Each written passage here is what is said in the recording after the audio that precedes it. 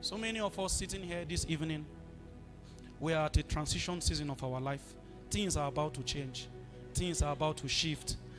You can discern it that there is so much turbulence around your current season. Some of you, the things you were once satisfied with, the things you used to look at like, achievement yesterday, now is colorless in your eye. You know what happened to you? Your mindset has outgrown your current condition of things. And what is condition of things? Your reality.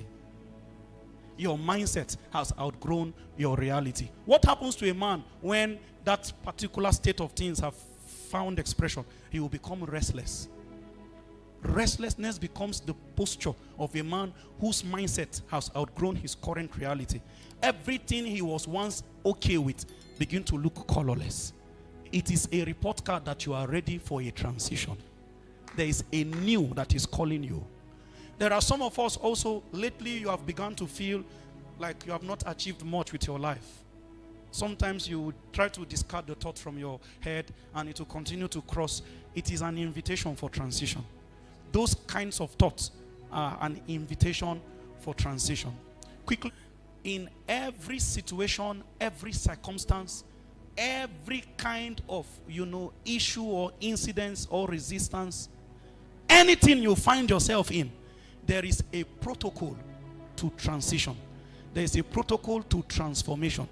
I told us a lot of us have seen realities around us that are not palatable, are not convenient. We have been struggling to change the narrative, and somehow, remember what I shared with you, the arm of flesh will fail man. Let's say you have found out that everybody around you continues to be beggarly. Nobody is prospering financially. They can be honorable, they can go to school, they can graduate at the top of their class, but there is a narrative that continues to model the life of everybody in the lineage. And you have not seen anybody broke that jinx before. And you now came with your own hard work.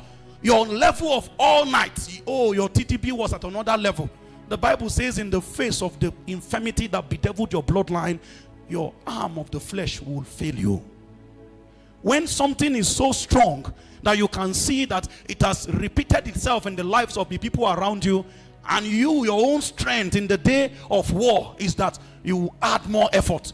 The Bible says, woe, there's a curse on that kind of person. Unfortunately, everybody is trusting.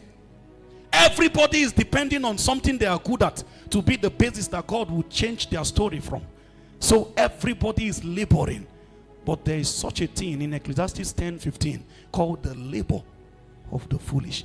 It will weary them, and it will weary them at the point where they are looking for the city, but they cannot find the way. How does God initiate transformation?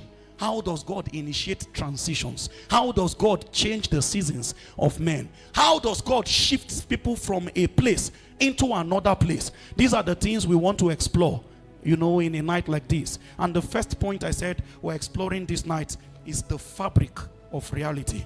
Reality is your current situation of things. How do you change? How do you shift?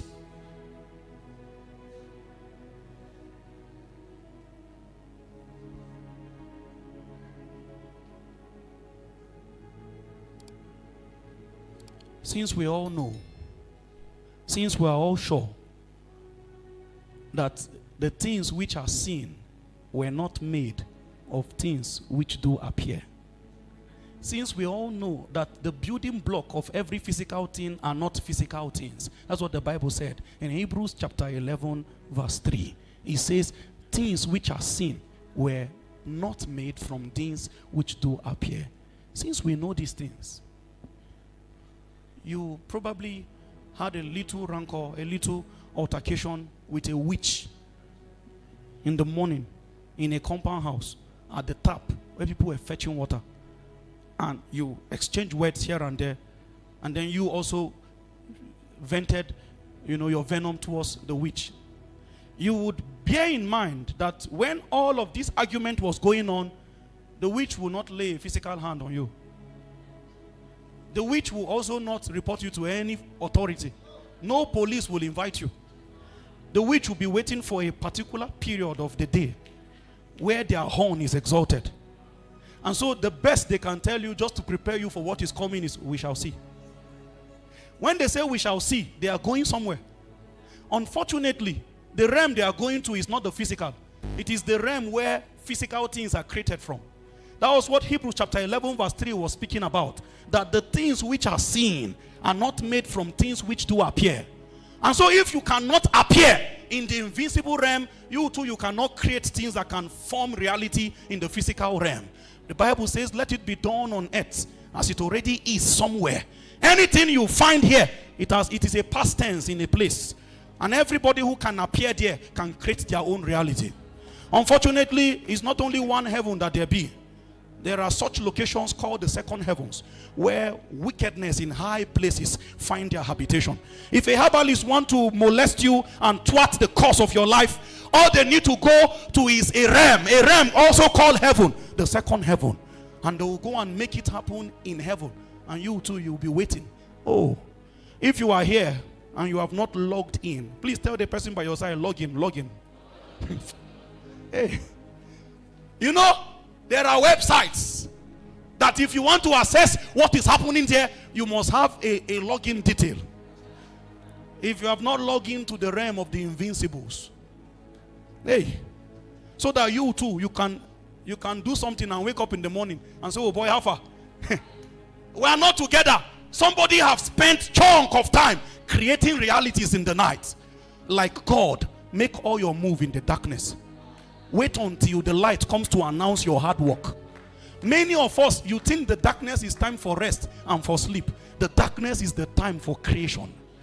God moved inside the darkness. Then he said, light be.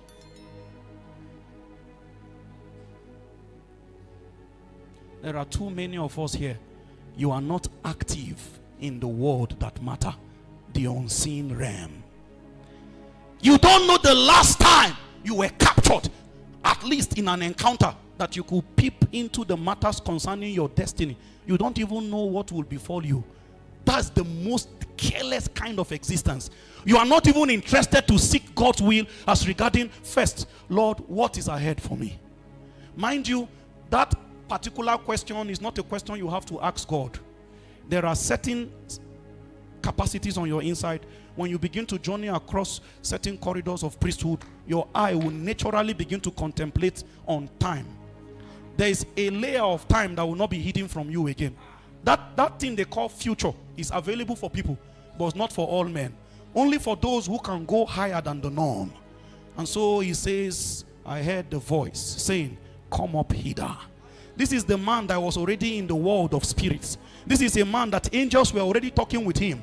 But there was another layer they must call you to if what you will see is the things which must be hereafter. The things he has been seeing all along was a dimension of time called past. But if he must peep into a dimension of time called future, there is another layer of height you must ascend to, so that you can see the things that you too can become a custodian of secrets, so that you can stand and make decisions. And at the end of that decision, the immortals will say, if the prince is new. So it means Satan did not know what John knew.